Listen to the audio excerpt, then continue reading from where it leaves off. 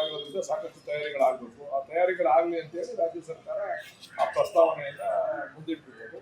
ಅದನ್ನ supreme court ಸೂಕ್ತವಾಗಿ ಅದನ್ನ ಪರಿಶೀಲನೆ ಮಾಡ್ತದೆ. ಇಲ್ಲಾಂದ್ರೆ ಸುಪ್ರೀಂ ಕೋರ್ಟ್ ತೀರ್ಮಾನ ತಗೋತದೆ. ಸರ್, ಇನ್ನೊಂದು 5 ಪಾಲಿಕೆಗಳಿದೆ, ಅದನ್ನ 3 ಮಾಡಬೇಕು ಅಂತ ಒಂದು ಪಕ್ಷದೊಳಗೆ ಚಿಂತನೆ ಇದೆ.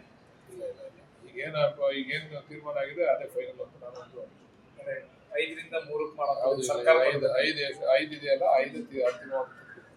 ಸರ್, ಈಗ ಮೋದಿ ಅವರು ಚಿನ್ನವನ್ನ ಖರೀದಿ ಮಾಡಬೇಕು,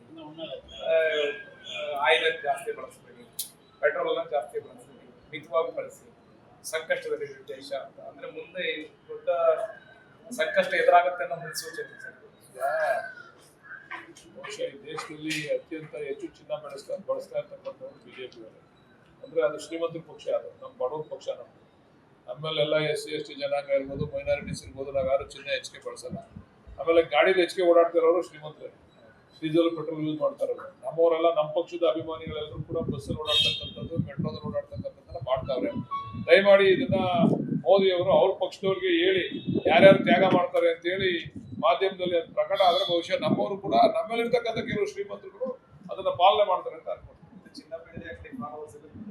ಇರ್ಬೋದು, ಜಾಸ್ತಿ ತುಂಬಾ ಇರೋದು ಅವರೇ.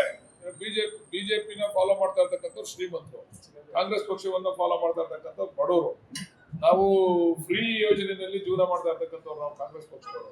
ಅವ್ರು ಚೆನ್ನಾಗಿರೋರು ಅವರು ಅದನ್ನ ಯಾರ್ಯಾರು ಅಂತ ಹೇಳಿ ನಮ್ಮ ಮಾಧ್ಯಮದಲ್ಲಿ ಪ್ರಕಟ ಮಾಡ್ಬೇಕು. ನಮ್ಮೆಲ್ಲೂ ಇಲ್ಲ ಅಂತ ಹೇಳಿಲ್ಲ, ನಮ್ಮೆಲ್ಲೂ ಅವರೇ, ನಮ್ಮಲ್ಲಿ ಸಂಖ್ಯೆ ಕಡಿಮೆ, ಅದನ್ನ ನಾವು ಫಾಲೋ ಮಾಡ್ತೀವಿ.